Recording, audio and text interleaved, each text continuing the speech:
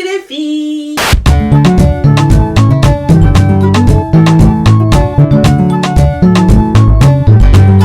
I can't see any haters. Oh, where are you? I can't see you. Alors j'espère que vous allez bien, ça ne va pas ça. Allez, alors aujourd'hui je suis vraiment trop excitée, je suis trop contente, mais vraiment genre mon cœur bat vite comme ça parce que je vais enfin pouvoir vous présenter l'une des associations avec qui on va travailler cette année. Voilà, je vous en ai parlé vraiment rapidement dans l'une de mes vidéos, mais j'en ai pas trop dit parce que je voulais absolument que ce soit une personne de l'association tout simplement qui vienne vous donner toutes sortes de détails, etc. Et je voulais pas dire de bêtises, ok? Donc voilà, j'espère que vous allez regarder la vidéo jusqu'au bout, que vous allez aussi soutenir. Vous-même vous savez, Diapadé là c'est mon... L'entreprise n'est pas là juste pour être là, il y a à chaque fois des causes derrière et on essaye de contribuer. La raison d'être en fait de cette association là, peut-être que ça va vous toucher, moi en tout cas ça m'a touché et je sais qu'il y a beaucoup de personnes, beaucoup de papayas qui ont le même cœur que moi et donc ouais voilà.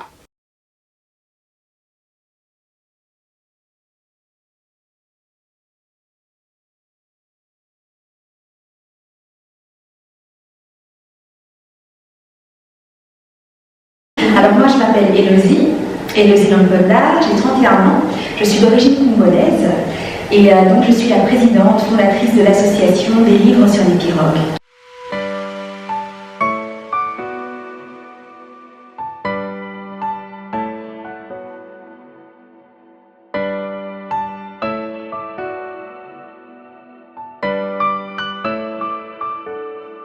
Pourquoi les livres sur les pirogues? C'est une très bonne question et c'est une question que beaucoup de gens me posent.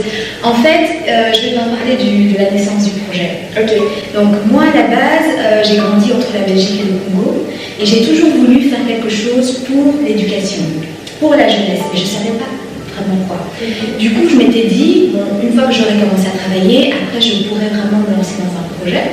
Donc j'avais eu mon premier job et puis 2 ans après, j'ai reçu un coup de fil de la famille assez éloignée qui vivait dans un village qui s'appelle Mankanza et c'est en RDC. Et ça exactement? Voilà, alors c'est dans le nord, c'est dans la province de l'Équateur et ce village est vraiment à 925 km de Kinshasa. Ah d'accord. Ça tu vois un peu, c'est très loin de la capitale.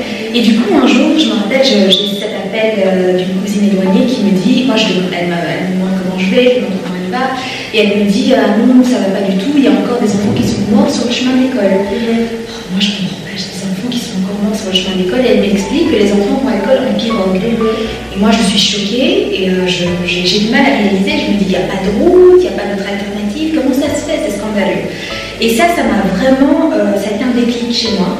Et du coup, je me suis dit, ici j'ai mobilisé quelques connaissances et des amis qui ont été touchés par la cause. On s'est dit, on va aller sur le terrain, on va voir ce qu'on peut faire, on va tout faire pour agir. Du coup, on est parti, sac à dos et tout, donc ça a été un voyage extrêmement long. On est arrivé à Kinshasa, ça a été. Puis Kinshasa, on a dû prendre un vol intérieur vers la capitale de la région qui s'appelle Mbandaka. Une fois qu'on est arrivé à Mbandaka, on a dû prendre un bateau pendant 8 heures sur le fleuve Congo, donc pour rejoindre le village. Et du coup, on arrive finalement au village après plein de péripéties et on croise des enfants. On sait que c'est des écoliers parce qu'ils sont petits et ils ont des uniformes et du coup, on commence à en croiser plein et ça nous interpelle. Et moi, je commence à parler à l'un d'entre eux, ils sont assez un peu apeurés comme ça. Et en fait, ils nous racontent que ce sont des écoliers et qu'ils vont à l'école.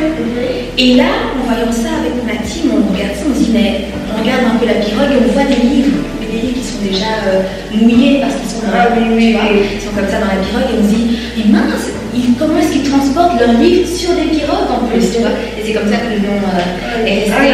Les livres sur les pirogues. Pour nous, les livres, ça symbolise vraiment l'éducation. Tu vois, c'est le symbole de l'éducation qu'on voudrait apporter et mettre à la portée de tous.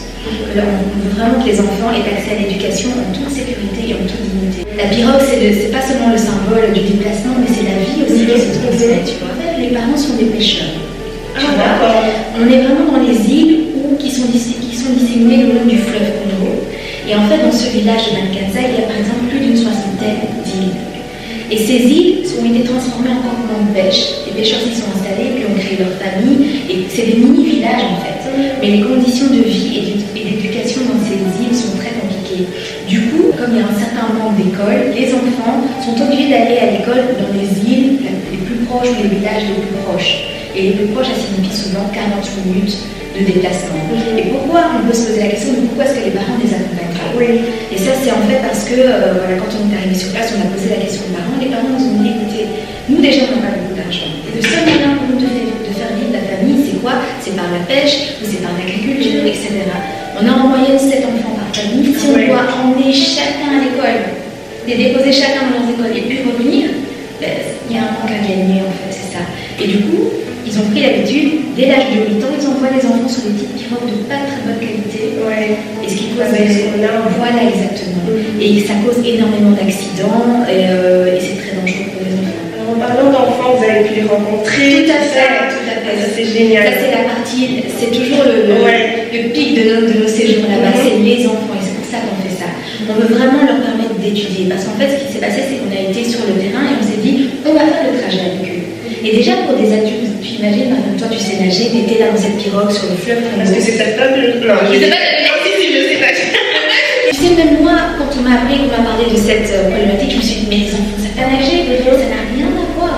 On ne parle pas d'une piscine, on parle de fleuve qui dans certains endroits fait 5 à 20 km de largeur. Tu vois, on a le courant, des animaux aquatiques, souvent on parle de crocodiles, d'hippopotames, de serpents aquatiques, ça a l'air très exotique, mais c'est la réalité qui vit, tu vois. Alors t'imagines les enfants sans défense, sans gilet de sauvetage, et dès l'âge de 8 ans, ils vont comme ça à l'école. Et nous, on s'est dit, on va faire le trajet avec eux pour voir un peu. Comment ça se passe? Ça, c'est bien, ça, de se mettre dans la peau. Voilà, essayer vraiment de se mettre dans la peau de ces enfants. Et c'est là que je dis, moi, je sais nager. Et je me suis dit, mon Dieu, si je tombe, c'est fini, je vais oublier. Le trajet est sous un soleil de plomb.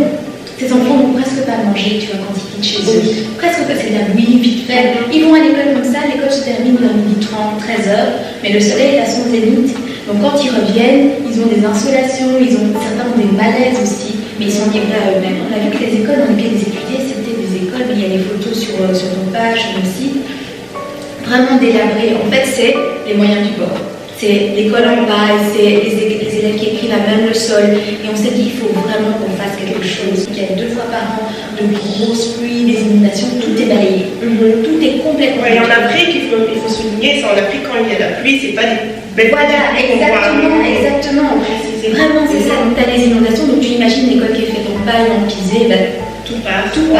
Et c'est comme un cercle vicieux, c'est-à-dire que tout part, mais après les parents, avec les professeurs, vont essayer de reconstruire l'école. Et pendant ce laps de temps-là, les enfants n'étudient pas. Et certains parents disent à leurs enfants, mais viens travailler avec moi. On a trouvé ce cas aussi d'enfants qui avaient trouvé des petits jobs. Et puis à la fin, quand on leur disait, on a reconstruit l'école, ils disaient, mais pourquoi je vais aller retourner étudier? Je ramasse mon petit $5 par jour, ça me permet de subvenir. Et les conditions ne sont pas souvent top. Et en Afrique, on sait très bien quand c'est un enfant qui travaille, des fois il est sous-payé, des fois il est maltraité. Aucun enfant ne devrait avoir travaillé, tu vois. Donc vraiment, par ce projet, on a vraiment voulu permettre à ces enfants de n'être que des enfants. Pour accéder à l'éducation, certes, mais en toute dignité et en toute sécurité. Pour parler un peu de l'aspect sombre, j'ai pas vraiment envie de rentrer là-dedans, mais il le faut parce que c'est vraiment une réalité. Est-ce que vous avez, par exemple, un pourcentage des enfants qui se sont noyés ou quelque chose comme ça, vraiment que ça frappe? Tout à fait. Tout à fait. Alors, avoir accès chez nous en Afrique, en tout cas dans les territoires ruraux comme ça, c'est très difficile d'avoir accès à des données qui sont à jour.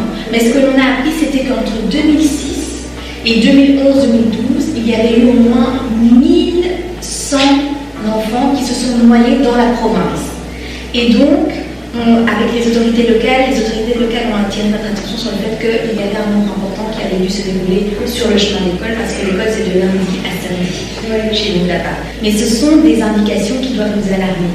Maintenant, sous les chiffres, on essaye de quand même prendre avec des pincettes, mais on se dit que voilà, il n'y a pas de fumée sans feu, c'est que ça doit vraiment nous pousser à nous réveiller. Parce qu'on n'en entend pas parler dans les médias. C'est pour ça que justement j'ai décidé de prêter ma plateforme pour ça, tout simplement, parce que je trouve ça super important pour qu'on puisse agir là-dessus. Exactement, et c'est pour ça qu'on vous remercie, parce que nous, on a 2 phases. Sur le terrain, on a une incroyable équipe de bénévoles qui est notre bras armé. C'est-à-dire qu'ils sont à Kinshasa, ils sont en Mbandaka, qui est la capitale régionale, et c'est à eux vraiment que voilà, on donne toutes les directives, et c'est eux qui sont nos bénévoles sur le terrain, qui appliquent les programmes. Et nous ici, principalement, en plus d'envoyer des fonds, qu'est-ce qu'on fait? C'est superviser le projet et c'est aussi sensibiliser le public. Parce que comme tu l'as dit si bien, si on ne sait pas que ça existe, on ne sait pas trouver des solutions, on ne sait pas résoudre le problème. Quand j'ai été la première fois lors de notre première mission, on essayait quand on avait la connexion internet de mettre des photos parce qu'on aime bien que les gens puissent suivre en temps réel. Moi j'ai des membres de ma famille qui sont en RDC mais qui étaient à la capitale, qui m'ont dit à mon retour, les photos que tu as mises, c'est vraiment chez nous, c'est vraiment ici. Donc c'est pour dire que c'est important de faire la lumière sur ce genre de projet pour que les gens puissent réaliser que ça se passe et qu'on doit aider. Vous pouvez nous parler par exemple de vos projets passés et même futurs, Oui. On aimerait vraiment en savoir un peu plus. Vraiment, avec grand plaisir. Alors, il faut savoir qu'on a 3 ans d'existence. On est une petite structure, mais qui est très déterminée. Au départ, c'était très difficile parce qu'on fonctionnait sur nos fonds propres à 100%. Quand on a commencé au début, on s'est dit, il y a ces enfants qui meurent sur le chemin de l'école. On veut absolument leur permettre d'avoir accès à l'école en toute sécurité, mais aussi de leur permettre de s'épanouir là où ils sont nés. On ne soit pas forcé de se dire à un moment, bon, si je veux évoluer dans la vie, je dois partir d'ici. Au niveau de nos actions, au tout début, c'était difficile, donc on a essayé de voir qu'est-ce qu'on pouvait faire. Et on a trouvé une école totalement indigente et on a eu un coup de cœur en fait pour cette école, le campement de pêche de Nogada Solo. Et en fait, on est rentré dans cette école qui accueille des enfants qui viennent des autres rives du fleuve, même système en pirogue, au péril de leur vie. Et Gloria, tu verras les photos, cette école, mais il n'y a rien, quoi. Il n'y a rien. Donc 225 enfants vont là-bas à l'école, mais c'est une école en dehors, le strict minimum. Et il n'y avait même pas de toilette. Donc on s'est hygiène, tout ça. Donc c'est-à-dire qu'il y avait un pagne, et derrière le pagne il y avait un petit trou, et les enfants vous avez besoin. En plus les enfants là, Tu imagines. franchement c'est déchirant. Non, c'est vraiment déchirant. Mais ce qui nous a vraiment fait avoir un coup de cœur, c'était de voir le promoteur de l'école, qui n'avait pas beaucoup d'argent, mais il avait étudié. Et il disait, moi je veux aider la jeunesse de demain à s'en sortir. Donc j'ai créé avec mes moyens cette école, et je ne fais même pas payer. Il y a beaucoup d'enfants qui ne payent pas parce qu'ils savent que leurs parents ne peuvent pas se permettre. Et donc les professeurs qui sont là donnent des cours pratiquement gratuitement. Et ça m'a vraiment touchée que cette personne ait vraiment le souci de la jeunesse. Du coup, ce qui s'est passé, c'est qu'on a commencé un partenariat avec l'école. Au début, on a donné des fournitures pour faire les enfants étudier dans de meilleures conditions. Et ensuite, on a pu récolter des sous, notamment par des partenariats, et on a construit des latrines, c'est-à-dire des toilettes. On a construit une première toilette, on est extrêmement content. On va rajouter, mais on est déjà content et on est déjà maintenant. Et on a aussi installé des points d'eau, un point d'eau pour que les enfants puissent se laver les mains. Tu vois, en RDC, tu as beaucoup de points stratégiques qui sont les foyers d'Ebola. Et Ebola, ça se répand aussi comme ça, tu vois, par un manque d'hygiène.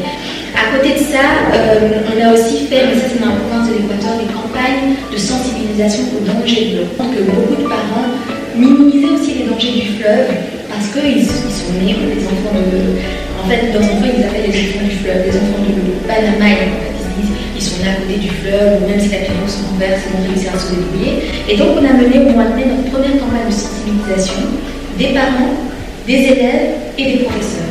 435 enfants ont été plus sensibilisés comme ça au, comme on dit, water safety. Quelles mesures il faut prendre par sécurité quand on est dans un milieu aquatique. Dernièrement, on a construit notre premier bateau scolaire, dont le but est vraiment de faire ce campus scolaire ici, tu vois. Emmener les enfants à l'école en sécurité, avec gilet de sauvetage, port du gilet de sauvetage obligatoire. C'est pas les enfants qui conduisent le bateau, bien sûr que non, c'est le conducteur. Il y a le conducteur qui conduit et aussi les membres du staff qui jettent un œil sur les enfants.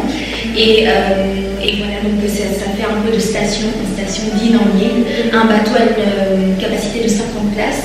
C'est pas beaucoup quand on sait que dans le village qu'on aide à l'Équateur, il y a 15 000 enfants qui vont à l'école en pirogue, mais on se dit il faut commencer. C'est déjà ça. C'est déjà ça. C'est déjà ça. Donc là, on a construit le bateau, on est extrêmement content, mais maintenant, le bateau doit quitter le site de construction pour rejoindre le village et ça nous demande des sous. Le plus gros projet, c'est la construction d'une première école verte qui va permettre aux enfants, en fait, ce sera dans une île qui est en déficit d'école et qui va permettre aux enfants donc, de ne plus avoir à se déplacer pour aller à l'école, tu vois. Ils ne vont pas devoir se déplacer étant donné qu'ils auront l'école sur leur île. Donc, mais ça, c'est un projet qui est plus conséquent, qui demande plus de moyens. Donc, on s'est dit, en attendant, ne restons pas les bras croisés, on va commencer avec le bateau scolaire et après, quand on pourra construire Alors moi, ce que j'ai beaucoup aimé en fait, et c'est ce qui m'a d'ailleurs poussé à venir vous parler, c'est que vous êtes très dans le concret en fait. Oui. Donc vous n'êtes pas, des fois on rencontre des associations, elles sont très dans le large, très dans le, on ne sait pas vraiment où l'argent va, etc. Alors que vous êtes carrément genre très direct comme ça, et c'est ce qu'on aime beaucoup. Et donc c'est pour ça justement que j'ai décidé d'en parler sur ma chaîne, et je me suis dit ok, les gars, là on n'est pas là pour de l'escroquerie ou je ne sais pas, non, parce qu'aujourd'hui les associations, des fois, voilà, c'est pas très clean, C'est vrai, c'est ça. pas très transparent. Nous, on essaie Voilà. d'être transparent du mieux qu'on peut. Voilà, donc c'est vraiment justement ce que j'ai aimé chez vous, la transparence. Et du coup, qu'est-ce que... On va maintenant mettre la chose ici. Oui. Dites-moi exactement ce dont vous avez besoin en ce moment pour réaliser en fait ce que vous devez réaliser. Voilà, en fait, l'urgence pour l'instant, c'est quoi?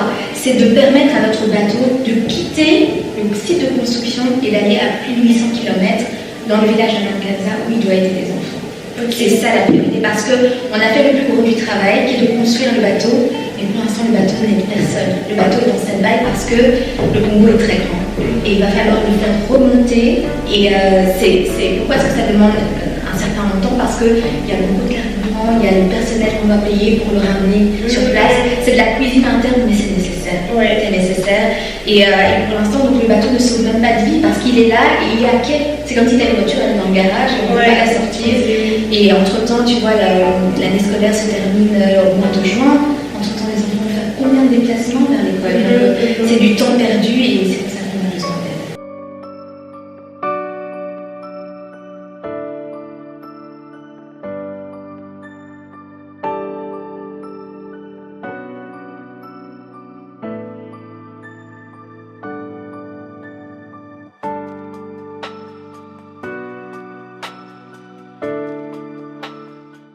Alors voilà, c'est tout pour aujourd'hui. J'espère que vous avez bien aimé la vidéo.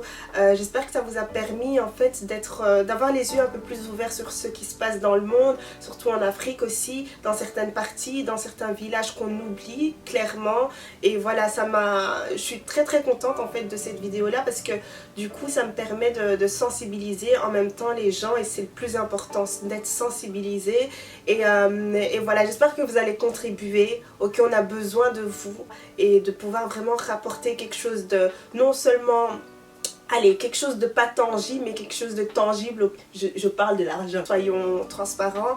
Donc voilà, parce que c'est ce qu'ils ont besoin aussi pour avancer. Bien sûr, ils ont besoin de visibilité, ils ont besoin de personnes engagées, etc., d'une plateforme et machin, mais ils ont aussi besoin de moyens financiers en fait pour pouvoir semer dans la vie de ces petits enfants. L'éducation en Europe, c'est vraiment très facile et c'est très, vous voyez qu'on s'en rend pas compte en fait. On se rend pas compte de la chance et de la bénédiction qu'on a.